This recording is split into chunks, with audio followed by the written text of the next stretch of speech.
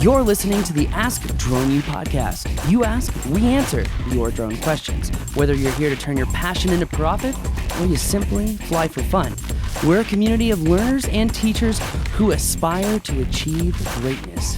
We are Drone U. Hey everyone, and welcome to another provocative episode of Ask Drone U in this week's news show. Joining me today, as always, is the man known for tyranny, known for pushing the envelope not only in flight, but in print as well. I'm talking about the Flying Dutchman. Welcome, my friend. Hey, Paul. How are you this week, man? Doing all right, brother. Doing better than usual. How are you? Pretty good. Things are warming up here in New York. We're going to hit the 60s in the afternoon tomorrow, apparently. So spring is almost here, which means more drone flying. And that's very welcome after all these cold weeks that we've had here. So I'm looking forward to that. Yeah, it's actually nice that daylight savings time is going to hit us this Sunday on the 8th. Very excited about that. Also kind of excited, depending on your perception of the industry, that the comment period for Remote ID has come to the end. Does this mean that we're seeing the end of Remote ID, or is this just the beginning, Haye? I don't know. I think it's definitely the end of a 60-day period that had a lot of people working hard, reading through documents and putting together their responses and their comments for the FAA. I think the biggest one probably was from Brendan Schumann, who I think hit 89 pages. Just for anybody who might not have followed this, the FAA had a commenting period that was open from late last year until March 2nd this year. And I think they got a little bit more than they bargained for. I think it's a little over 53,000 comments. And comments range from like small little blurbs of text of people who are just severely unhappy to very detailed, very specific comments. For instance, the one from DJI. And we can actually talk a little bit more about this. One of the things that the FAA pointed out in their proposed rules is the expenses and the cost of having a remote ID system for drones. And I think DJI really zeroed in on that because the FAA came up with an estimate that over a 10-year period, if you were to make that a net present value, so you bring all those numbers back to today's value, basically, the cost of remote ID would be $582 million US. That's not quite true. The DJI said they did the same math and they come back with $5.6 billion, which is more than 9 times more than the FAA estimate. And of course, we all know that the consumer, the hobbyist drone pilot, the small drone operator, we're going to be the ones paying for these expenses in the end.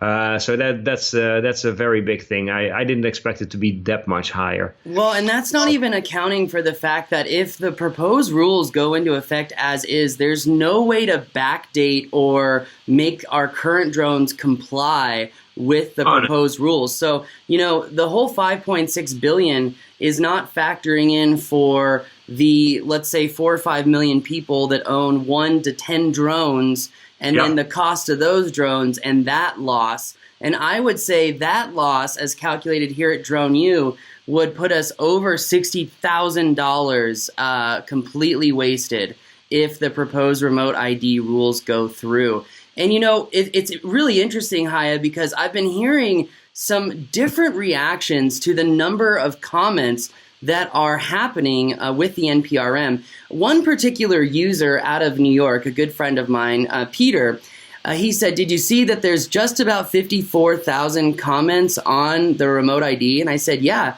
isn't that great?" And he said, "No, it's pathetic. If you think about it, it only represents 1/5 of the AMA membership. If the AMA membership would have actually come together and written something that was worthwhile and then had individual personalized responses showcasing their personal stories, the impact could have been so much greater." I mean, if you think about it, the AMA really shot everyone in the foot when they put out the email to just cut, copy, and paste the comments. And we saw a few thousand comments like that. And it's, I think the AMA, again, going back to this bifurcation, this disorganization between the different sects of the drone industry. And I mean sex as an S-E-C-T. And I'm talking about the FPV, the hobbyists. I'm talking about the commercial guys. And then, you have the different verticals within commercial. So, this all comes back to the fact that at the end of the day, we are all hobbyists. And at the end of the day, if we're all hobbyists and we're all doing this for the love of flight, and if the love of flight won't get your lazy ass on a computer to a website to spend 30 minutes to write a response to say why these proposed regulations would literally murder our industry, and put it in a way that's in a greater good. If you can't spend 30 minutes of your life doing that for the love of flight, then I'm not sure that you deserve the right to fly. If we're going to be that lazy in society, oh man, we are screwed, Haye. We are totally screwed. And you know what's even more interesting? If you actually search through the comments, some of the biggest names in the industry completely love this proposed rule. And you're sitting there pulling your hair out. People like Skyward and AirMap, you're like, oh man, gosh, I can never, ever, ever support you ever again. Like, the comments are terrible. And then you have people like SUAS News. Patrick Egan, he's been a very big proponent against DJI. And instead of utilizing intelligence and practical problems to tell a story about why remote ID is so bad, he just published why DJI sucks and then did it anonymously, not knowing that every PDF that's uploaded to the FAA's NPRM site is being indexed, so they're searchable. So we can literally figure out who these anonymous people are. And it just goes to show how a lot of old baby boomers really don't understand the internet. And no offense, you old people should not be literally creating the rules and regulatory guidelines of security. I mean, Egan, man, you could have been so succinct and simple and said, all right, FAA is worried about a security threat from DJI. Well, what does it take to get information from here to a Chinese server? Oh yeah, it takes the internet. Oh, you want to connect all the drones to the internet and potentially provide for the greatest data breach in history to provide a real-time map of the United States to any foreign intelligence? Like, come on, FAA, use your head. It's just one of these things, and I'm sorry to get on my high horse here, Haye, but at what point are we going to get off of our damn asses and do something about it? 54,000 comments is great. I'm super excited, but this is round one of many rounds, Haye, and it's going to be a bloody fight. Having all the comments out there is actually nice because it's kind of everybody's showing their colors, right? Their true colors. So you can go through them, you can see who's saying what, and then you can pretty much figure out what their agenda is. So I think it's nice to have that point in time right now where we know, okay, we all know who's on what team basically when it comes to being in favor of drones and being in favor of saving our hobby, basically. To your point about the number of comments, I mean, yeah, if you look at it that way, it might seem like the number is on the low end. However, in reality, I think there's probably so much overlap contained in all these comments. I mean, if we can't get the message across to the FAA with 53,000 comments, having 100,000 or 200,000 would not probably have made any difference. So I think there's so much good stuff in there. What I've noticed is a lot of people are just against the whole internet connectivity thing for remote ID for drones, as well as the privacy. Those seem to be the two biggest concerns people have. Thirdly, you could say that the real case for safety and security might not be there when it comes to remote ID. Those things keep coming back in the comments. I'm just really interested in figuring out how the FAA is going to deal with these comments. I mean, how are they going to find the time and the manpower to actually read through them, sort them, categorize them, and then figure out what to do with it to change these rules? But something needs to happen. I mean, they can't ignore this. I did an article about how the rulemaking process actually works, and it's very interesting because in it says that any federal agency, including the FAA, when there are other alternatives available that basically provide the same solution but do it in a more effective or more cost-effective way, the FAA needs to consider those options. And I think a lot of these cases have been pushed forward in these comments, so it's going to be interesting to see how the FAA deals with it and how they're going to amend these rules. If they leave them the way they are, I agree with you and a lot of the other people I spoke to, the compliance just won't be there. People are not going to participate in remote ID, and then it kind of backfires, and then they don't achieve at all what they set out to do with remote ID. So it's going to be interesting the next couple of months and maybe even years when it comes to this. Yeah, it's actually really interesting. So finally, our designer, love our designer, came back and he really beautized this table that I put together of the FAA Drone Advisory Committee membership certificates, meaning, okay, in the drone industry, the FAA tasked the Drone Advisory Committee with providing information to help dictate how to solve real-world problems and help navigate through a remote ID kind of system, help us navigate through the industry growth, help us navigate through how maybe regulations should change. So the FAA has about 30 people who are supposed to represent the interests of the industry. And in an effort to try to figure out how many of these representatives, there are 35 of them, how many of these representatives actually fly drones? How many actually have practical real-world experience? So they know the problems that they face with bad batteries, the problems that they face in mag interference, the problems that they face in taking off in areas near steel, right? How many of these people would actually be able to solve real-world problems, right? So 35 people. I don't know if you saw the table, Haye, but if you have seen it, do you remember how many of the 4 people have Part 107 licenses? But if I can chip in there, I mean, of course, you don't necessarily have to have a Part 107 to fly drones. So there might be another handful or maybe a couple of people that actually fly drones as well. I think you do make a very good point, though. I mean, in the DEC committee, there's a lot of professionalism there. I mean, a lot of people come from backgrounds that are very useful when it comes to making new rules. However, I feel that if they want to keep all those people in place, then 35 seats is not going to cut it. They probably should add another 10 or 15 or 20 seats to that same committee and then reserve those seats for people who actually fly drones for a living or fly drones for a hobby and get the voice of those people in that same committee, because right now it's absent. Yeah, I could not agree more with you, Haye. And I know you're saying that some people, like Brendan, for example, are flying drones as hobbyists. I get that. But if you are on an advisory committee making statements about forwarding the industry through regulation, don't you think it's important to have a very good understanding and knowledge of the baseline regulations in which we are flying? Yeah, I totally agree. And what was it? Michael Chasen, the chairman of the DEC committee, he said in the last session they had last week in Washington that I believe that 2 of the 35 seats are vacant right now. They're looking to fill those 2 spots, and they're actually considering to or looking to get people who actually fly drones to take those 2 seats.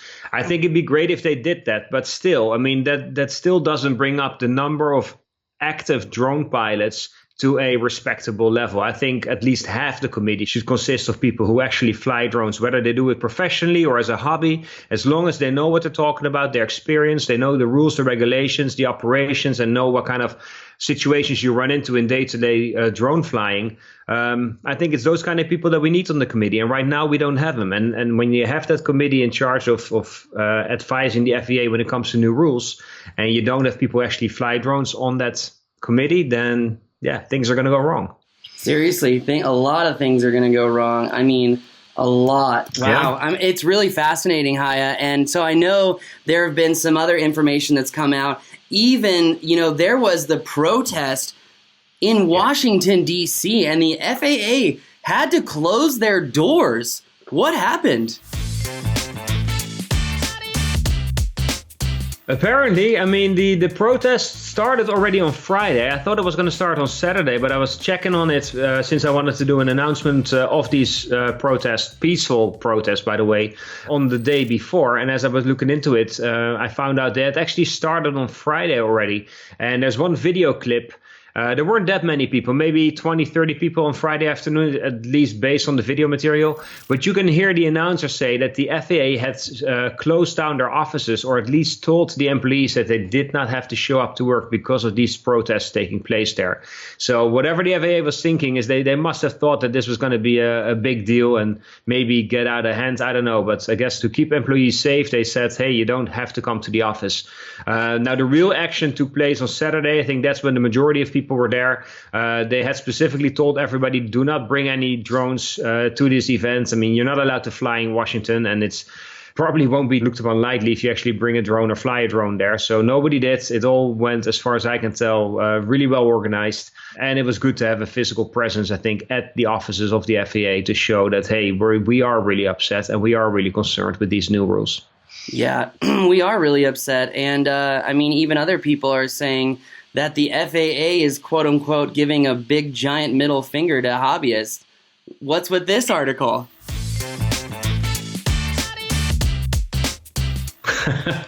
Yeah, that headline caught my eye as well. It's from ARS News, the website that covers a lot of tech stuff and also, of course, covers drones as well. And then when you cover drones, you can get around the remote ID. They had a headline saying that the FAA basically gives a big middle finger to drone hobbyists. I think that's true. I mean, for people who build drones or RC planes or fly drones in their backyards, I mean, when those drones are not going to be compatible with remote ID, you're going to be limited to those FRIAs. And that's a limited number of FAA-approved sites where you can fly your drone in 400 feet in any given direction. Now, anybody who flies anything knows that 400 feet is not going to cut it. So that's your first problem. Secondly, there's only a number of those locations. So if none of those locations happen to be close to where you are, now you have to get in the car, drive somewhere. Could be half an hour, could be hours. And also, the number of FRIAs is not going to increase. Yeah, there's only a 12-month period, according to the current NPRM, where you can submit those areas. After the 12 months, they close it. If an area shuts down for whatever reason, there's not going to be a new one that reopens. So when you're flying drones for your hobby, you want to fly in your backyard. If you have a good sized property, you might be able to do that. Under the new rules, you can no longer. So I think the headline giving the middle finger to the hobbyist is unfortunately is very accurate. Wow. Well, yikes. I would say it probably is giving the middle finger. So, hey, yeah, there's that. Well, okay, let's go ahead and try and move into a more happy subject. I think that might help at least some of our users. And what I'm talking about, a happy subject, even as travel is kind of compressing right now, luckily it's only for larger public events. And some drone conferences are being canceled, but others are not. And in fact, you're giving away tickets, it looks like, to one of those conferences. Haye, what's going on here? Yeah, a conference small enough to still take place, but big enough to have an impact, I would say. That's your fly-in, right? In New Mexico at a Netflix movie set. I think it's going to be super exciting. And thank you for allowing us to give a ticket away. We thought about splitting them up and giving 2 tickets away, one for each day. In the end, we figured that people would have to travel to New Mexico potentially. We wanted to open this up to as large an audience as possible. So if you're going to travel to be in Santa Fe this April, then if you're making that kind of effort, I think you should be able to participate both days. This is taking place on a Netflix studio set close to Santa Fe, New Mexico on April 4th and 5th, organized by DroneDJ. So you should be doing the talking about this, I guess. I'll be there as well. There's going to be a lot of drone flying. There's a creative and a technical day. You're going to get a lot of hands-on time with your drone, flying the drone, executing certain missions. And of course, you're not going to be alone. A lot of other drone enthusiasts will be there, as well as the trainers from DroneDJ. So it's a great chance to get some drone experience, have a lot of fun, meet up with a whole bunch of drone enthusiasts, and basically polish your skills. We're giving 1 ticket away, worth almost $1,000. I mean, people will still have to accommodate for their own travel and lodging and all that stuff. But we're giving one ticket away March 15th. So if you haven't done so yet, go to DroneDJ.com, look up the fly-in from DroneU and submit your information. I think right now we are at 63 entries, so there's a pretty good chance of winning. This is not like the New York State Lottery. I mean, here you can actually win and participate in this awesome event. So make sure you check that out, I would say. That is awesome, Haye. Thank you so much. Yes, the fly-in is super exciting. It is a film set that's used by many A-list films. It's an old Western town. We haven't even announced our new sponsor yet, which is Outlaw Desert Racing, bringing in 4 Can-Am trucks for our subject tracking missions, which we're going to have 2 subject tracking missions. So really, really, really excited about that. I mean, unbelievably excited. So it's going to be awesome. It's definitely, we're wondering what's going to happen if fewer people are going to arrive because of what's going on with the coronavirus. But luckily, because, we're out in the middle of nowhere, it's not public. In fact, you can't even get within 10 miles of this site on any given road.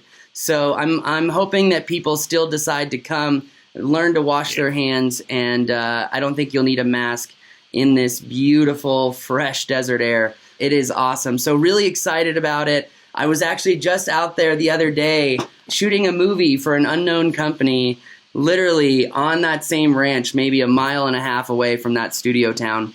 So, I mean, it is really cool. And what I try to explain to people, Haye, is that how many conferences do you go to that are just really focused around flying, meaning you're actually outside, you're flying. Some drone conferences, agreed. Some drone conferences have like demo days where people can sell the crap out of their drone, but no one gets a chance to really fly it, And you and I know you don't really learn anything from that. It's just a sales pitch. All the conferences, where are they? Like LA, Denver, we've been to Baltimore. I mean, you go to Las Vegas. I mean, you're not flying. You're downtown in a big city. It's all indoors. It's all inside. There's a lot of talk about drones, a lot of presentations, a lot of product showcases, all that stuff. But actually hands-on flying time, nothing.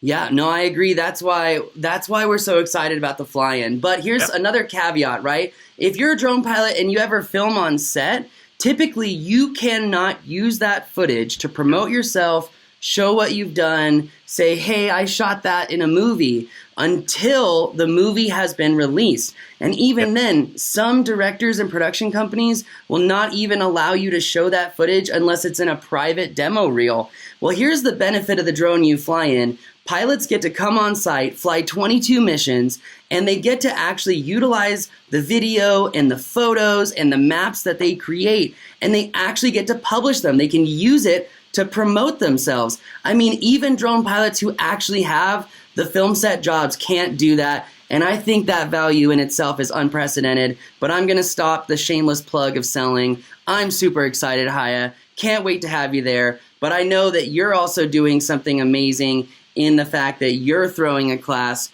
for the business course. And I think a lot of people are really excited for that.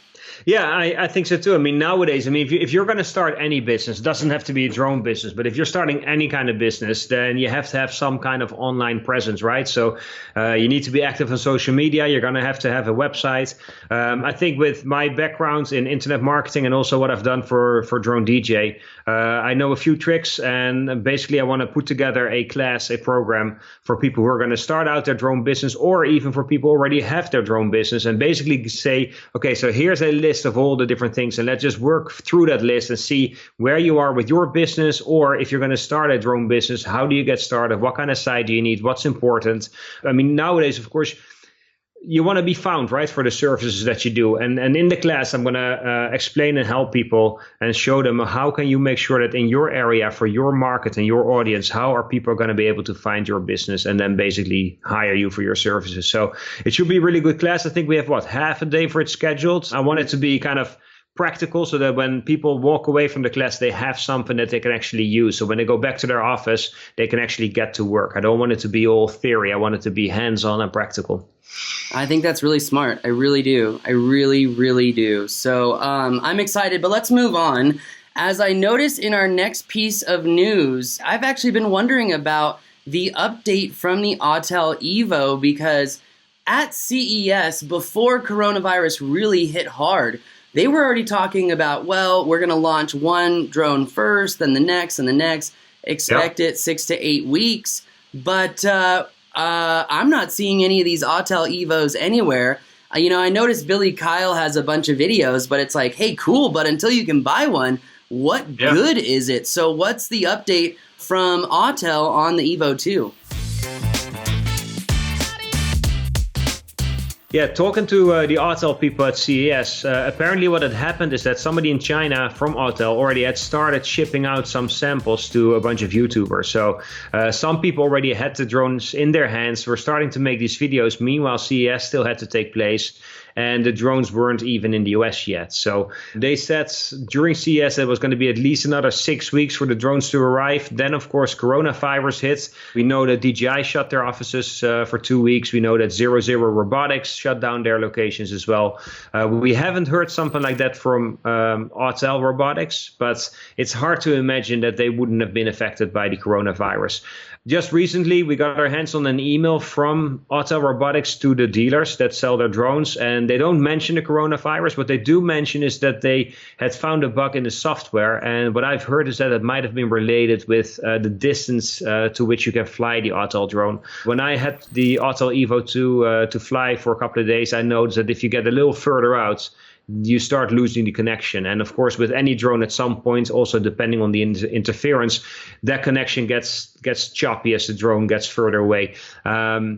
Of course, when you fly the Autel Evo 2, automatically you start comparing it to the DJI Mavic 2. I mean, that's probably its most direct competitor. And what I noticed is that the Autel Evo started to get choppy in its video connection, the feed that you get back on that screen, much sooner than the Mavic. And I think that, at least based on what we've heard, that seems to be the case, that they fixed now with this software update. It's interesting that they don't at all talk about the coronavirus.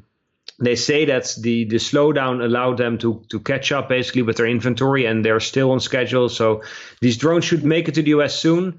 After the Evo 2 with the 8K video, the 6K with the 1-inch sensor, that will be the next drone to come to the US. Back at CES, they said that was going to be another 6 to 8 weeks. So hopefully, let's say late May, early June is when we should see those drones here on the stateside. Then the third version with the thermal sensor, the dual camera setup, that's going to be another 6 weeks after the 6K version comes in. So we have to be patient. I was really impressed with the Evo 2, so I can't really wait to get my hands on the next model and start flying these drones, to be honest. Yeah, I'm excited too. I'm more excited for the thermal edition, though. Personally, that's what I'm more excited for. So just because having that large of a sensor is pretty cool. Oh yeah, the resolution makes a big difference for sure for thermal. It makes a huge difference for thermal. It's just it would just be nice if we could have some sort of radiometric thermal sensor, but again, that's going to take the price point super high.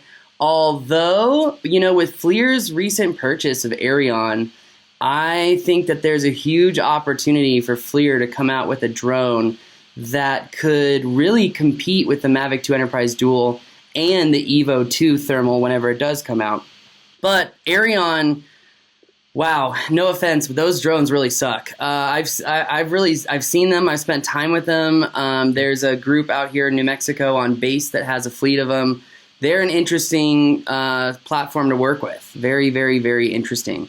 But if they can come up with a seamless and convenient product that's affordable, hey, they could just take over the market real quick, Well, if there ever was an opportunity for other drone manufacturers to step in, especially US-based drone manufacturers, then I would say right now is the time. Couldn't agree more. But look, it's already been 25 minutes in this news show, and we're literally just getting started. So, DJI had teased some new products, and it looks like you've got something already coming out for us from DJI. What's up in this next piece of drone news? Yeah, this goes back to the Drone-Master. Remember last year when DJI all of a sudden came out with the Robomaster S1? Nobody saw that one coming. Nobody expected something like that to show up.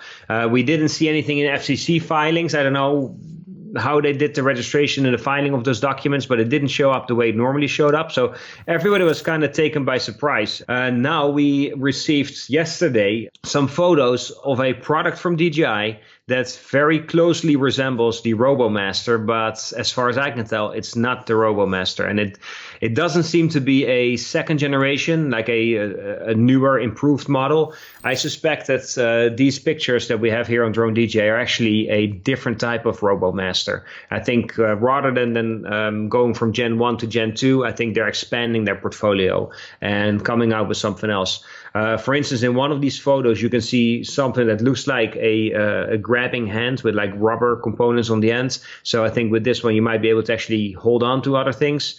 There are some similarities as well. There's the same sensors that detect whether you're being fired at or when you actually are being hit, because with those Robomasters, if you remember, you can actually fire upon each other and shoot. Frank Wang, the CEO and founder of DJI, apparently is a real big fan of those Robo Wars and always wanted to come out with something like this. So yeah, we're very curious to see what the actual product is going to be. Most likely it's going to be modular. Most likely it's going to be that something that you have to assemble yourself. It's very likely going to have an educational component as well, probably more geared towards a younger audience also. I don't think it will be flying. It doesn't look like it's going to fly. But hey, it's a new DJI product, and this one might actually come to us really soon. And we've heard a date of March 9th, so that's less than a week away. So it's going to be very interesting to see what happens here. Wow, are you seeing any other potential DJI releases at this time other than the Robomaster? Because I think it's clear, Haye, that everyone knows the Robomaster really came from Frank Wang's college dreams. I mean, it's pretty clear if you were living in a dorm room, it would be really cool to have a little robot to shoot some darts at your buddies for fun in the middle of the night when you're hammered. Yeah. Now, Robomasters are fun. Of course, we only really start being interested when they actually fly as well. So going back to DJI releases and upcoming drones, for now, it seems that there's going to be a DJI Mavic Air 2 to be released late in April, potentially. The DJI Mavic 3 Pro that originally was rumored to be launched in January and then kind of got pushed back towards the summer. Now it becomes highly questionable whether DJI is actually going to launch that drone in 2020. Apparently, the sales of the Mavic 2 are still so strong that there is no real need for a follow-up drone. Also, the competition, even though we've already seen and heard about the Evo 2, of course, and the Skydio 2, these drones are still only available in such small numbers that they don't really hurt the sales of the Mavic 2, apparently. And what we've learned, basically, is that DJI is very much profit-focused and very focused on sales numbers as well. As long as the sales for the Mavic 2 aren't really hurting, it seems unlikely that they're going to be launching a next-generation Mavic 3 Pro drone. Well, if you look at DJI... company accountants and amortization schedules can now rejoice, Haye.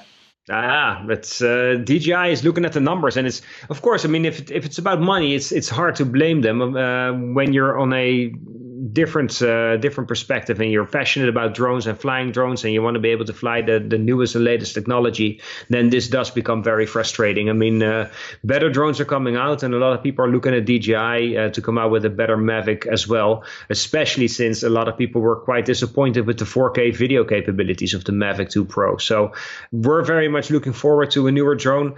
But then again, if you look at the Phantom 4, I mean, that's still in production now, and it's the same story there. I spoke to Mario Rebello, the general manager basically for DJI in North America, and he said that they will keep making that drone for as long as there is a real demand from people. So it seems that DJI is very much focused on sales and demands and profit numbers as well. Yeah, it should be interesting if people do continue to still buy drones if the proposed remote ID rules go through. Because if the proposed rules go through as is, like I said earlier in this show, everyone's fleet would be deemed pretty much useless unless you were flying in a FRIA, which is again limited to about 400 feet laterally, aka drones are still useless. So in an effort to really understand how proposed remote ID will affect us as commercial pilots, but also affect us as hobby pilots, it's really important to know, and it's going to be interesting to see how that affects the sales. But to further understand how these rules really have affected hobbyist pilots, as you know in this next piece of drone news. I had FPV Freedom Coalition's Dave Messina on the show to talk about how, well, we're all hobbyists, and to really understand in a succinct and rather intelligent way why this is such a problem for hobbyists. And Haye, I just have to say, it's so important for commercial users, third-party users, whatever. We all started somewhere, and we typically all started as hobbyists, just like you.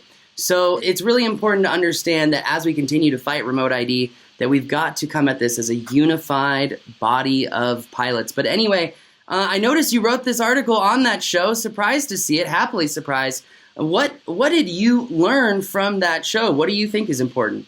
Well, I thought it was interesting because, I mean, we know that the drone world is quite fragmented, right? I mean, you have different groups and organizations, and if you're an FPV drone pilot, then you might not necessarily deal much with RC model aircraft pilots or the people who just fly regular consumer drones. I thought it was really interesting to hear Dave's perspective on that, especially since he's been flying for quite some time as well.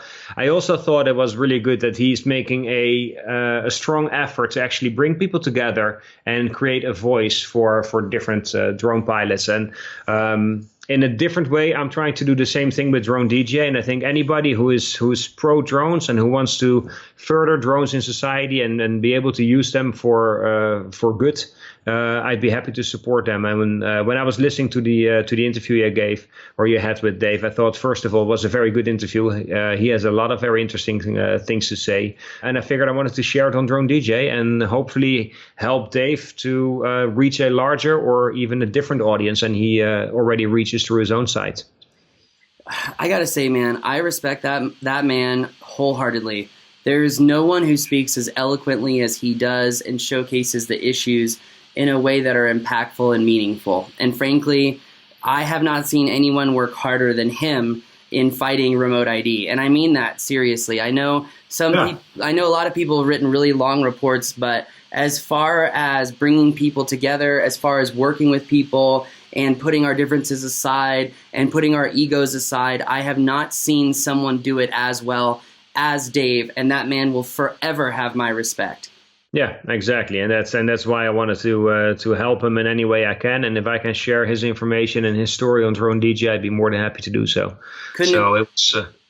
Sorry to interrupt you. I couldn't agree more, though. It was good. That was it. Now, in this next piece of drone news, as public safety is seemingly always under the microscope from the federal government about how they use drones and which drones they are allowed to use, this ever-evolving regulatory, environment that public safety can choose to work inside of is always changing. That being said, it's exciting to see a very unique and real solution for public safety programs who maybe can't afford building a drone program, or they've realized all the problems in building drone programs. But Impossible Aerospace offers an alternative that, it might surprise you in how they're supporting public safety. Haye, what do you have? Yeah, Impossible Aerospace. This is the company with the drone that pretty much flies forever, started by a Tesla engineer. This drone is made basically all from batteries, not just in the middle part of the quadcopter, but even extending into the arms. They're all battery packed.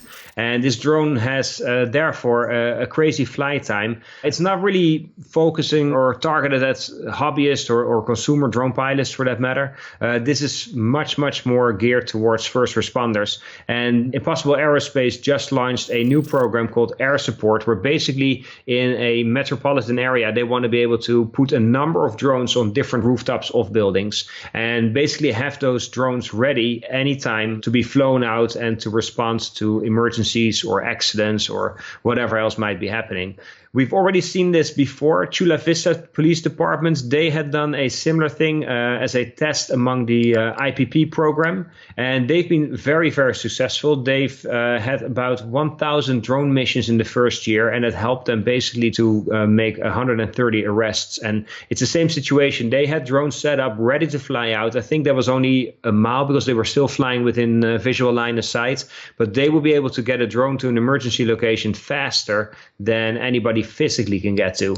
And it seems that Impossible Aerospace is trying to basically mimic that same strategy and have a number of drones spread out through a city, ready to be launched at any moment, and to be able to fly out and at least give a aerial perspective of that situation, so that in the command center people can see, hey, it's a car accident, there's 3 cars involved, we need to send out a number of police officers, firemen, and at least they have an idea of what the situation is like. I'm excited for them to do this. First, of course, because it's an American drone company, so that's a plus right there. Secondly, I think these drones can actually do a lot of good as well, so it'd be interesting to see them out there.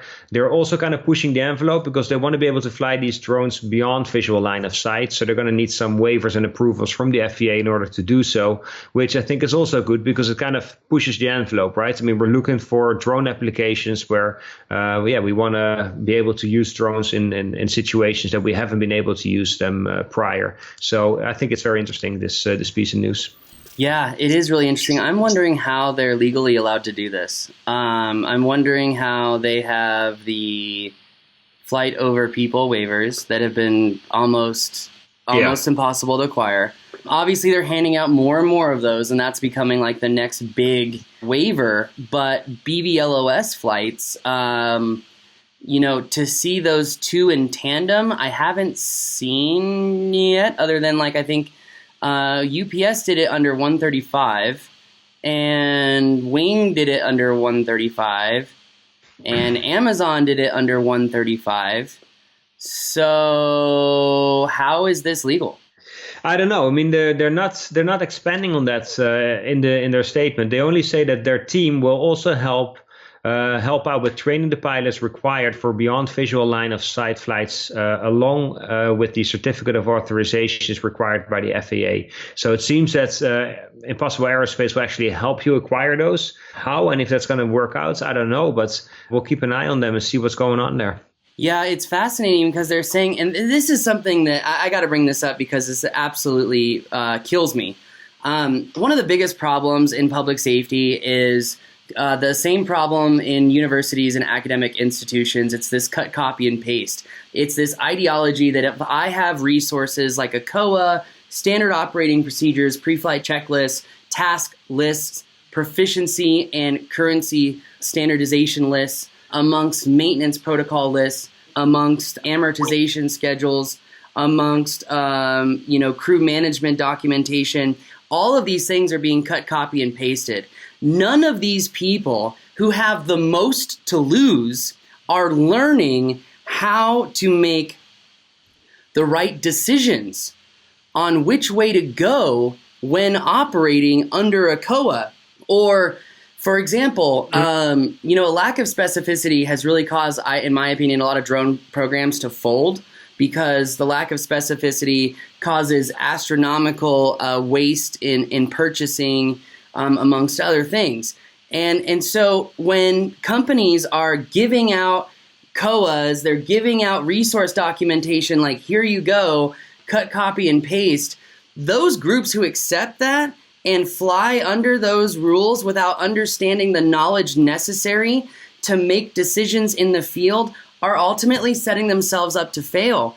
And I saw something that drone responders put out, and I wanted to cry because it was good. It's a great idea. The intentions are great. But at the same time, the lack of specificity, not teaching people about how to make the decisions relevant to whether you should even operate under a COA or operate under Part 107. What does that look like? Companies like Impossible Aerospace right now, I'm just looking at their Aerosupport page, and that's where I'm getting this information from. Yeah. These companies are going out there saying, hey, don't worry, we'll take care of your COA, right? Well, should your public safety agency even fly under a COA? Do you know the pros and cons between operating under one or another? Mm-hmm. And so there's this direct contradiction here, Haye, because in order to get a COA for public safety to fly drones, they are not allowed to have training flights under the COA. It's emergency operations only. So they have to go to an area outside of controlled airspace or fly under Part 107 to do training. Well, here we are on the Impossible Aerospace website, and he will help you with your COA, and then you go to training. Okay, well, technically under most POW COAs, you're not allowed to train. How are they going to do that? It should be the other way around. You train first and then. Bingo. And then also, not only the other way around, but you need to give people a lot of information on whether they should even operate under a COA or not. And you know what? These companies, drone responders, they are setting up the most trusted, humble people in the world to fail. Firefighters, law enforcement risk their lives every single day for people that they probably don't like and probably will never like. And you know what? They drop their ego and they're super humble and they go out and try to save people's lives. In doing that, they take on a lot of liability. And if they fly under a POW COA or a public safety COA, well, guess what? If I'm an egregious asshole who just got arrested and the department used their drone and they had a COA as the asshole who just got arrested, I can now file a FOIA request for every single flight that drone has taken. And as a knowledgeable pilot, I could easily discredit the police force and the drones by simply getting a FOIA of all of their flights and literally systematically looking at locations and flights, and I could probably find 30 to 40 or even 50 FAA violations, completely negating the value of the drone to the police department and setting up the officers for a liability battle that they probably can't win, which sucks. So we're setting up these law enforcement officers, these firefighters to fail. And the road to hell is paved with good intentions. That's why this goes back to, if you are teaching people how to fly, you have got to know from a practical standpoint what is involved. And I'm sorry to get so passionate, but you know what? When we've got the blind leading the blind at the FAA, watch the problems trickle down. And you know who's going to pay for it? It's not going to be the people at the FAA. It's not going to be private entities. It's going to be these law enforcement officers that get sued in court that were trying to use a drone to do something good, but because they weren't given good information about their drone program, now their career is in jeopardy. And I'm seeing it already, and I'm seeing it already, and it really infuriates me. I hope it doesn't come that far. I hope Impossible Aerospace is on top of this to make sure that they do the right thing. And I would imagine they would be heavily involved in the first so many drone flights for sure. But I see what you're saying, and it's a valid point. Well, it's not only about Impossible Aerospace. It's about all these other companies too, just trying to train public safety and help them out. And I mean, I haven't watched this Aerosupport video that Impossible Aerospace has on their website, but I mean, the thumbnail is all in 3D, and it just makes you wonder how much of this, again, has been done, and again, legally, because it's, anyway. I love Impossible Aerospace, frankly, because I think what they're trying to do is really cool. But guys, ladies and gentlemen, we cannot pursue sales by putting the people who are willing to save our lives in a danger with liability.